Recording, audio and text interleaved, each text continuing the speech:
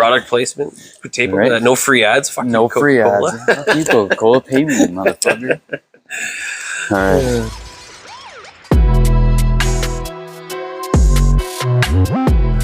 Hey guys, welcome to the first episode of Darvel's Domain. This is actually take 2. The first time I realized that my camera was only recorded like a small portion of this, and we just kept talking and blabbing. So this one should be pretty good. We've done a practice run. Yeah, for sure.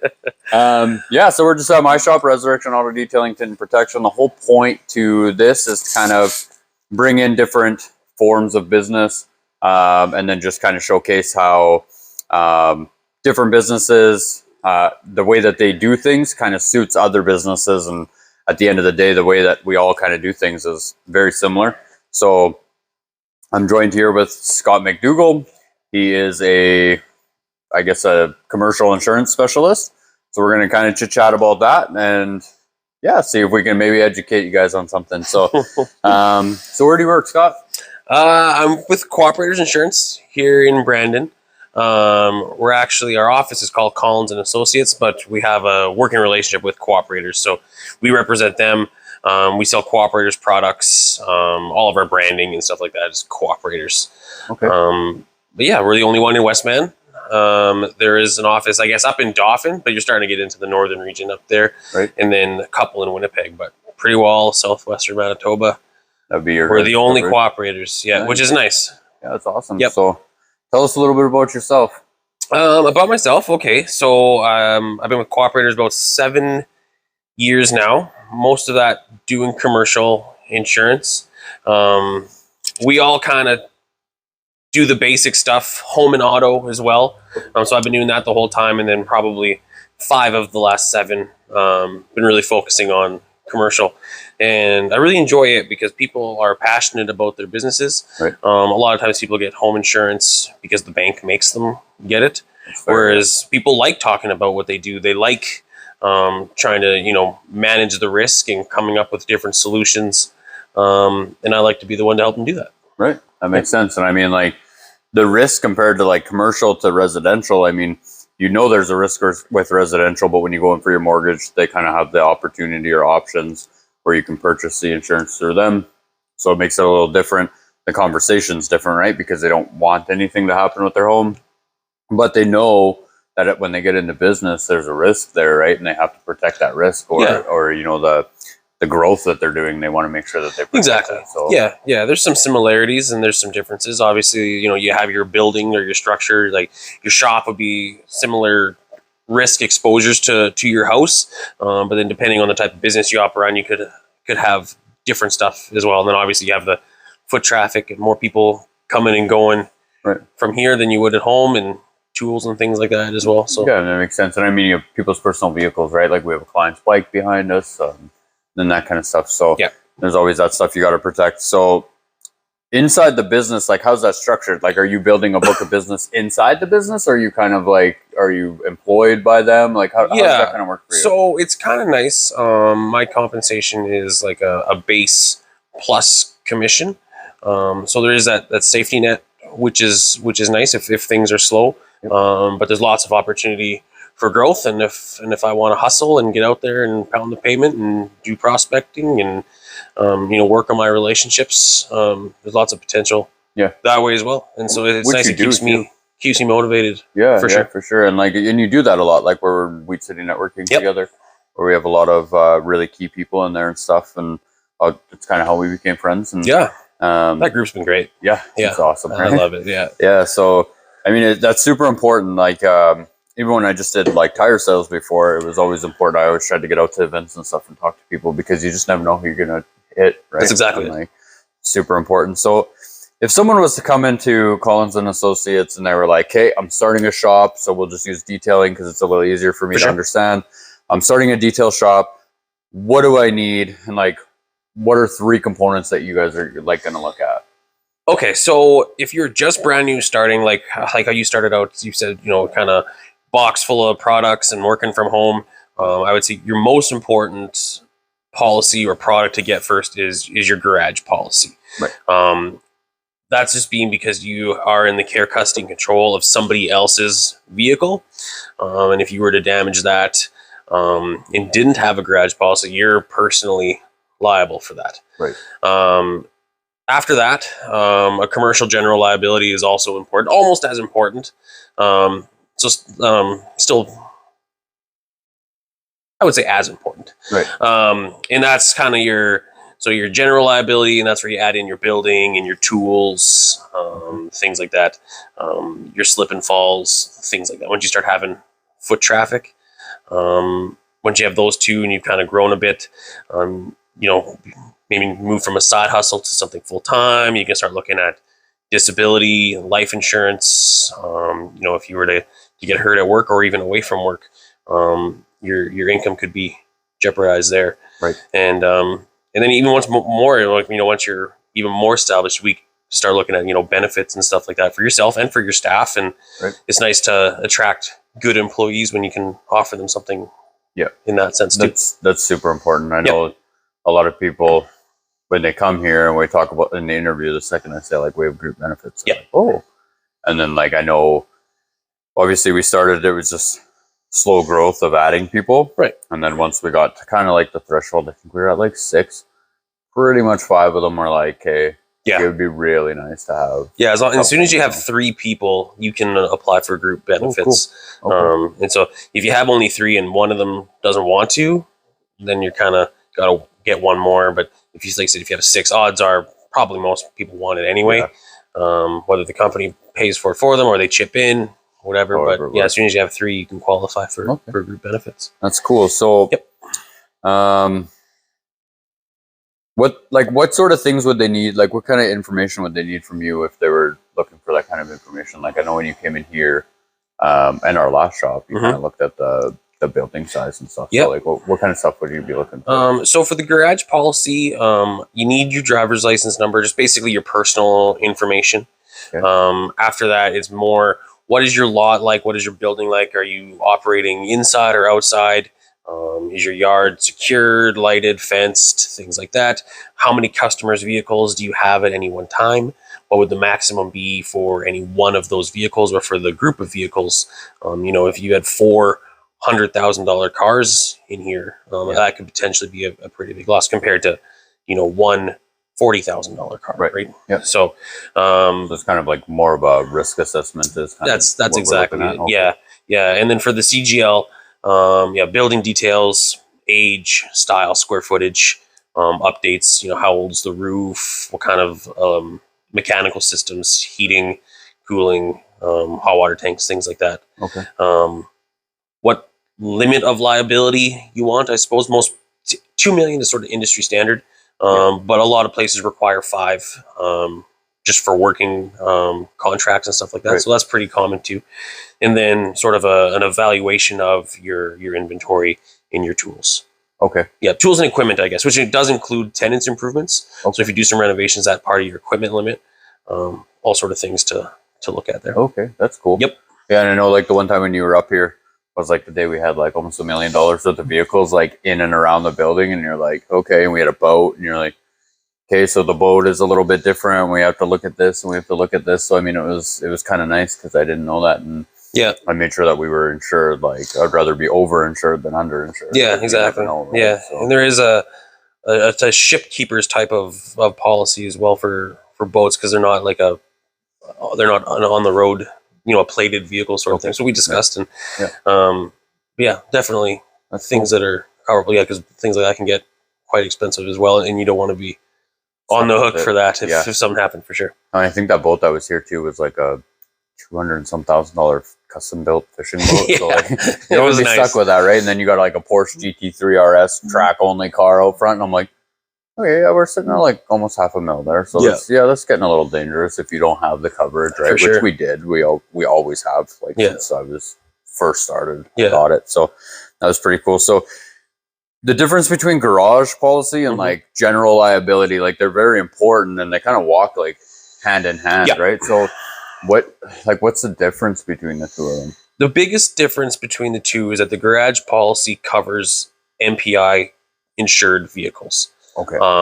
That your GL wouldn't cover that. Okay. And so on the general liability, that's where everything else. Okay. So for any customers, property, you need the garage policy. And then for any of yours or the business or your staff stuff, that all goes on the GL. Okay, that makes sense. Yeah. Yeah. So basically, one's kind of covering the top end of things, and then one's kind of covering the under. Yeah, exactly. And we have different products for different types of operations where you do still have customer property, like for example, like a dry cleaner.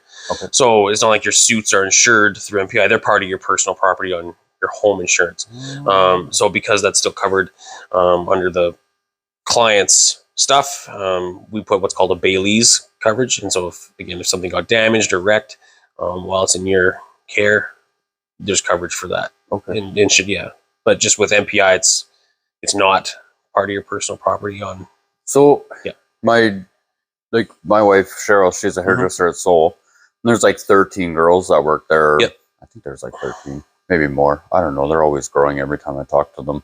But I went there the other day and she was eating lunch, and then I was visiting with her in the back, and we heard a big bang, thought it was upstairs, cracked the door open and looked, and it was actually a girl in a Jeep slid down the back alley and ended up hitting a gas meter and pushed it. Jeez. So then it was just pissing gas everywhere. So like, how would that work for them and then for their building? So like, as far as if there was structure damage, that would be like for the landlords to kind of, that would be their insurance. But then the contents inside, like should each one of those girls being like their own contracting company, should they have depending on, we do have specifically for barbers, we have like hairdressers or barbers and manicurists liability as well. That's more for like operational stuff if you were to like nick somebody's ear or whatever. Okay. And then on that, again, it's part of the general. So you can cover your tools and things like that.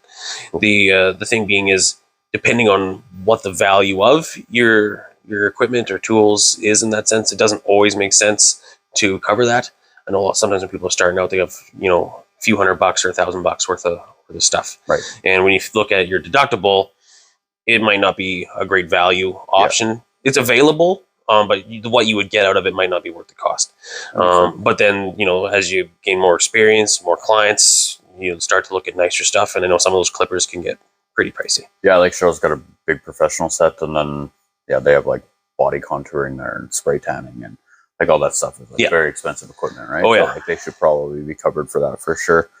So if somebody's listening to this, one of the 40 viewers or whatever it might be, but if somebody's listening to this, so can you supply just in Brandon, just in Manitoba, across Canada? I can go anywhere in Manitoba. Okay. So yeah, not just Brandon. We do lots of stuff for kind of the auxiliary towns around, but we're not restricted to like a radius or anything like that. If it's a business in Winnipeg, certainly can. I do have a few clients in Winnipeg, just for more somebody that I know personally would rather deal with me. Then there is a few cooperators, but if it's just a personal relationship, we have policies as far north as Thompson. We can go further if there's not a lot up further than that, but we could go further than that. Almost unlivable up there. Yeah, for sure. Yeah. The only thing is to go outside of Manitoba, they have to have their primary residence in Manitoba. Okay. So somebody, for example, lived in Elkhorn but had property in Mooseman, that's doable. Okay. If it was the other way around, I would probably refer them to an agent in Regina or something like that. And then we can't do anything outside the country. They got a whole different set of laws and everything. There's no insurers that I am aware of that operate on both sides. Right. Okay. That makes sense. So pretty well. Within the borders of Manitoba, easy. Outside of that, depending on the situation. Okay. So like if we were to start up a shop in Saskatchewan or Alberta, like you would be able to because your main's here. Over. Yeah. Okay. That makes sense. Yeah, or at least put you in contact with somebody that I have a relationship with or I'm comfortable with and can kind of give you guidance. I'm always happy to do that. If it's more convenient for the client to be with somebody closer to them and I can help foster that relationship, kind of give them a warm handoff and make an introduction. That's cool. I like that. Yeah, that's always good to know too, right? Because you never know, like some of these companies that are starting now, like they're starting to get into different things and different franchises and stuff. So it's always important to kind of know how that could work, right? Because you don't want to have like an insurance guy here and then you're got an insurance guy there and they don't communicate. So then you're like, well, they seem totally different, but they're and with commercial, I like to kind of help you find somebody close by just because it's a good relationship stuff. But if your primary's here, this is the relationship. And if you have like a cabin or additional personal properties, no problem. You can do that too. Yeah, okay. for sure. So obviously you have a wife and a little one, right? Yep. Yeah. Yep. So now, as we get into business and we start learning and stuff like that, we're always kind of looking at different events we get to go to, or trade shows and trainings and that kind of stuff. Yep. So if somebody's going to like a trade show, say in the States, or I know sometimes you can like get like trips to Hawaii or Jamaica. I mean, we don't get any of that. maybe somebody does. Yeah. But if somebody was to get that, like as a business owner, do you think like travel insurance would be important, or is that kind of covered under your GI, or like how does that work? No, it wouldn't. So yeah, I always recommend travel insurance, especially for young people. It costs next to nothing. Like if you go down to Minot or Vegas or anywhere really for a weekend or a week is like $20. Yeah. The odds of you getting hurt or sick are pretty slim. Whereas the older you get and the longer you go for, it becomes more expensive. But again, it's not bad. You know, we've all heard horror stories of medical bills in the States, and it could ruin you.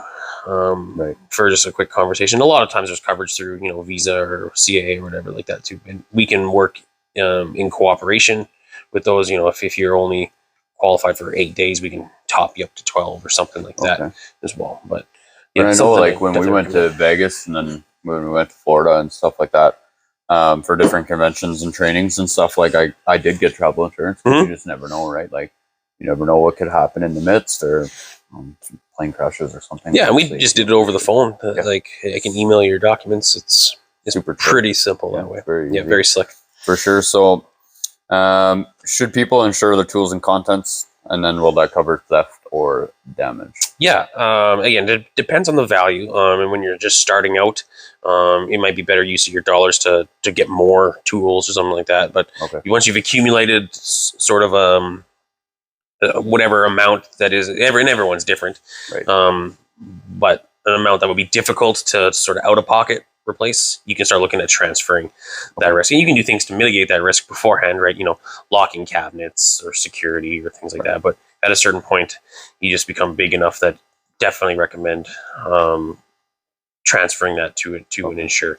You know, you see some companies, you know, they have $100,000 worth of tools, $500,000, like become bigger. If you have multiple locations, equipment adds up even faster. So definitely recommend that sort of thing.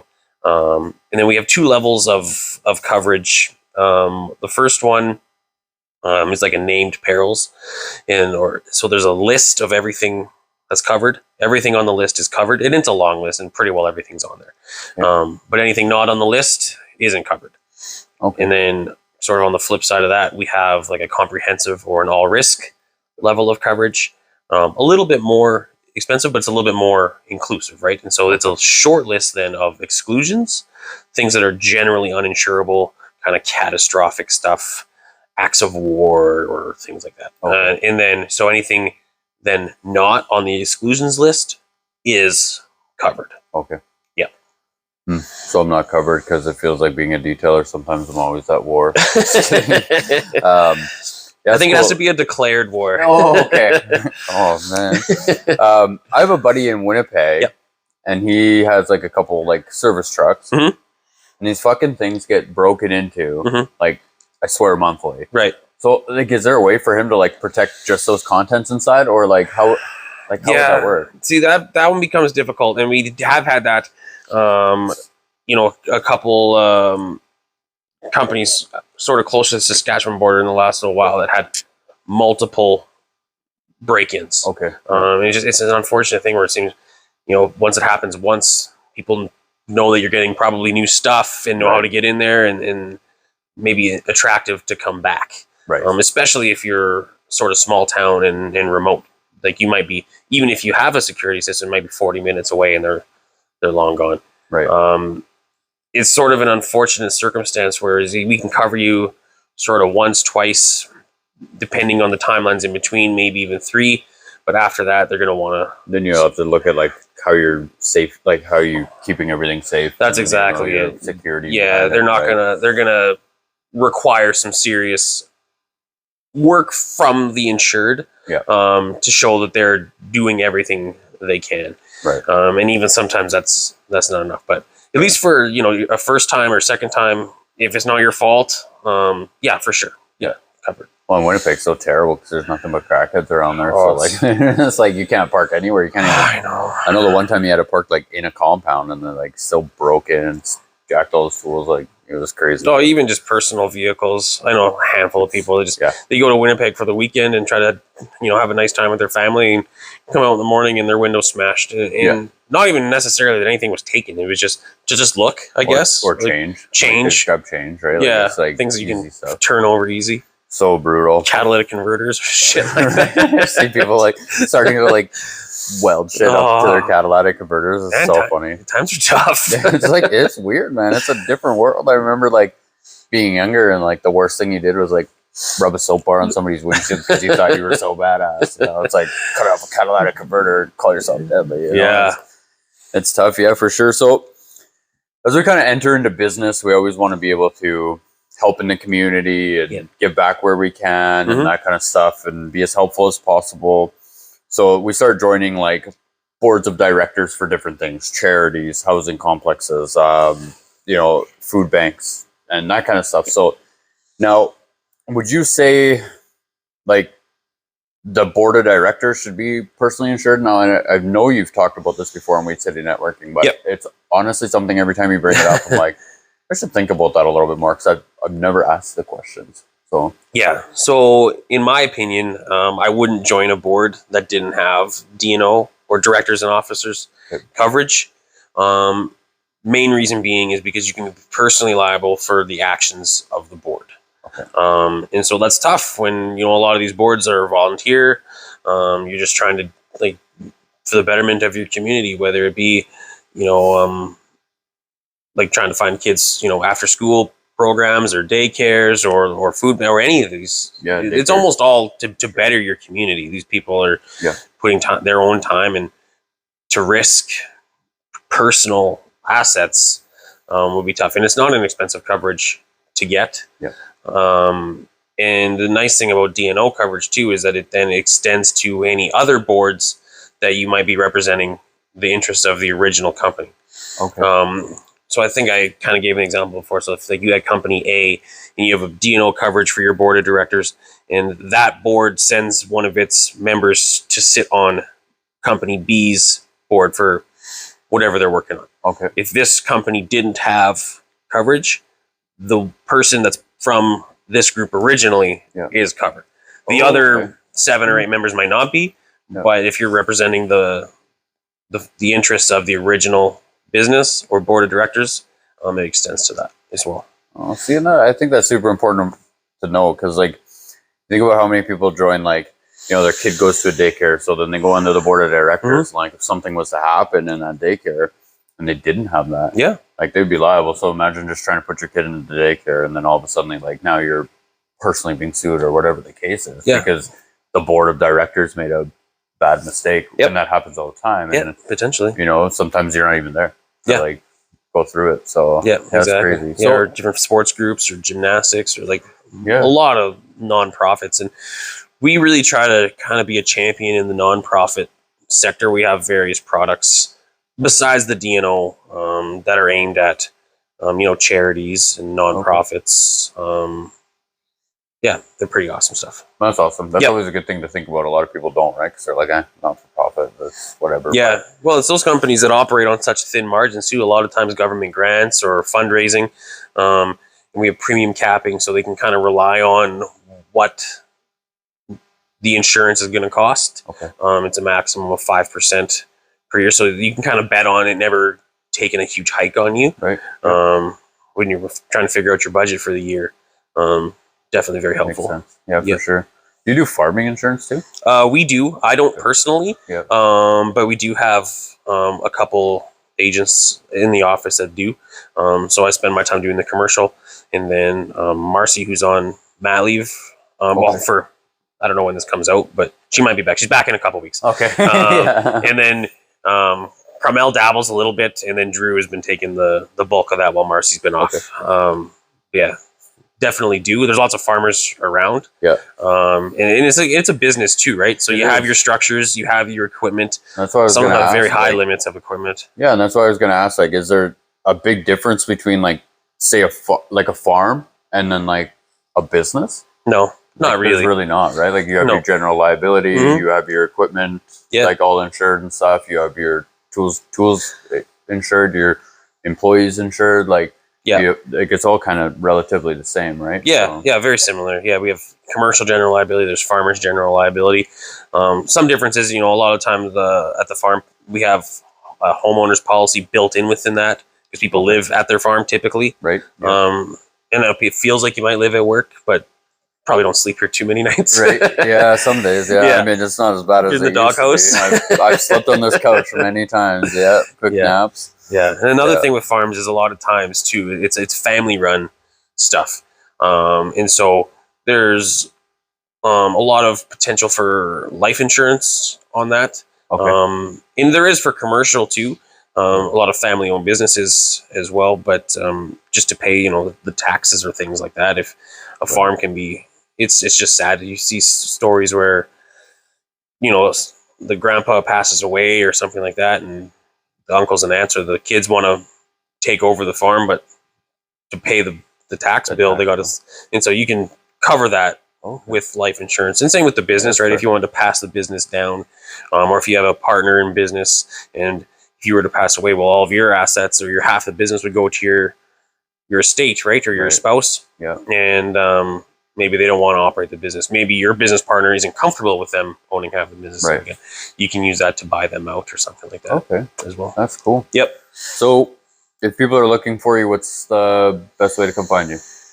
So we're at 1711 Kirkcaldy Drive, which is just on the south side of the Corral Center, across from Westoba. Mm-hmm. We're in that little strip mall between the orthodontist and the clinic. Right. Yep. I got my cell phone on me all the time, so it's 204. Call or text. I'm pretty available that way. Typically, if it's a call from somebody I don't know, I might send them a voicemail. Yeah, just depending on what time of day it is. I got the little guy at home sleeping, sort of thing. So sometimes I'm on do not disturb, but I always text back first thing Monday morning or call, and just to make sure what was up, and that seems to go pretty good. For sure.